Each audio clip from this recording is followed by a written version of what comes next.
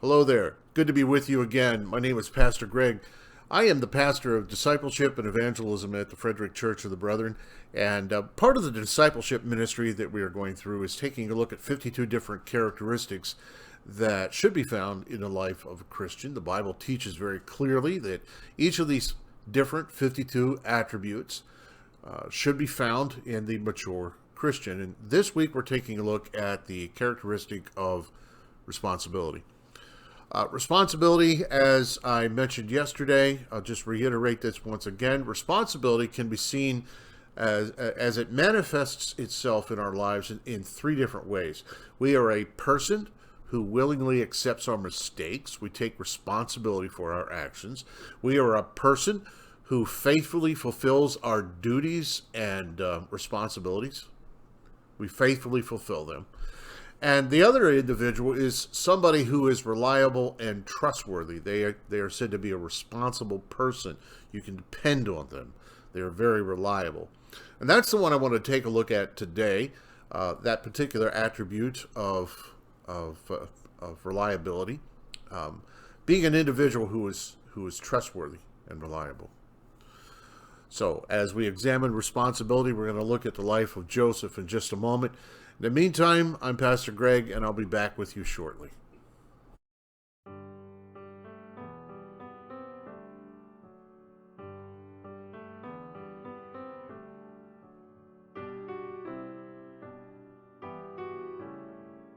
So if you know much about Joseph, he's a character that you read about in the Old Testament, back in the book of Genesis. Joseph was one of 12 brothers. And he happened to be one of his dad's favorites. He was one of his dad's favorite sons.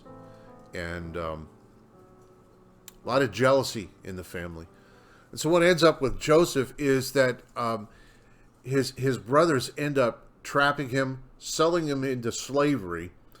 And then Joseph ends up being a slave in Egypt. But while he was there in Egypt, what I find to be very interesting, he was constantly seen as a reliable and trustworthy individual. Every encounter he had in Egypt, he proved himself that he was very reliable, very dependable. Finally, well, let me start. Let me start at the beginning. Before we get to him standing before Pharaoh, let's go all the way back to the beginning. In the beginning of Joseph's life, or as we take a look at Joseph's life, as he has moved from slavery until he's second command in all of Egypt, I think there are two of our self-evaluation questions that come into play. So let's look at those two questions, and then we'll examine the life of Joseph and see how those two questions come into play. Question number 9 is, do people in authority entrust me with extra responsibilities? And number 15 in our self-evaluation section, it says, am I cooperating with God to make myself more responsible? Now, as I said, Joseph had his life turned upside down.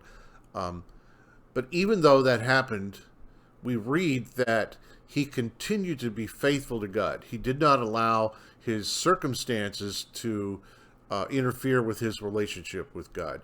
He lived a life that was obedient to God. He was still submitted to God. And rather than grumble, this is what I find interesting. Joseph used these unfortunate events as an opportunity for God to work through him. So, Joseph ends up in Egypt. Potiphar, very first guy that he ends up in, Potiphar buys Joseph. He's his slave. But as he's watching this young man conduct himself, Potiphar begins to see that this kid is pretty trustworthy and very reliable. So he gave the young man responsibility in his home. There's a lie that is told, and Joseph is wrongly accused, and he ends up in prison. But while he is in prison, Joseph demonstrated that he was reliable, which led then, of course, the warden to give him even greater responsibilities. It's interesting. And finally, you find Joseph standing before Pharaoh. And Pharaoh ends up observing Joseph's character and discerned that he was trustworthy. So he gave this young Hebrew incredible responsibility throughout the entire land of Egypt. Genesis 41, 37 through 45. As he is standing before the Pharaoh made him second in command throughout the entire land. Joseph ends up becoming in charge of the food distribution and during an incredible famine in the region. The question that pops into my mind is, why did this happen to Joseph? Now, the scriptures say, if you read there in that passage of scripture, it says that the Lord was with Joseph and caused everything he did to succeed. But I doubt the Lord did this without Joseph's cooperation.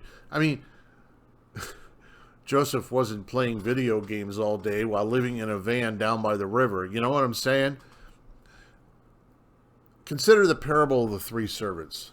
Jesus tells this parable. In the parable of the three servants, Jesus says that because the first two servants had been faithful in a small task, they would be given even greater responsibilities. Matthew 25, 24. In the same way, those above us will not hesitate to give us greater responsibilities when they see our dependability in small tasks. And I believe God does the same. Joseph maintained his commitment to God. His devotion to God remained. He didn't grumble. He didn't take his circumstances and wallow in self-pity. But instead, wherever he found himself, I'm in prison. And think about what Joseph could have done while he was in prison. He could have looked at his circumstances around himself and just thrown in the towel and said, my life is a waste. But it was a small little thing in prison while he was there in prison. It wasn't exceptional responsibilities. It wasn't great responsibilities.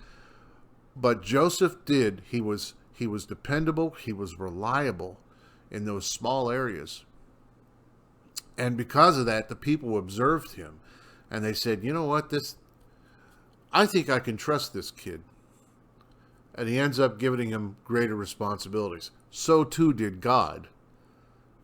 God is the one who orchestrated Joseph to be able to discern the dreams of those around him. And God puts him in a position eventually where Joseph is able to rescue his entire family. And it all began by being faithful in the small things first. That parable that Christ tells is very powerful. Because you were faithful in this small thing, I will give you even greater responsibility. My friend, that's the way God operates. Be faithful to God, no matter what circumstances you may find yourself in. Even if it's taking out the trash in a dependable and reliable way, do it. Do it faithfully. Do it reliable.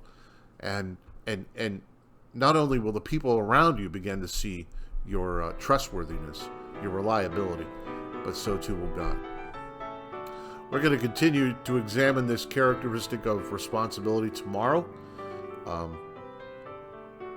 hope you can join me then as we explore this further.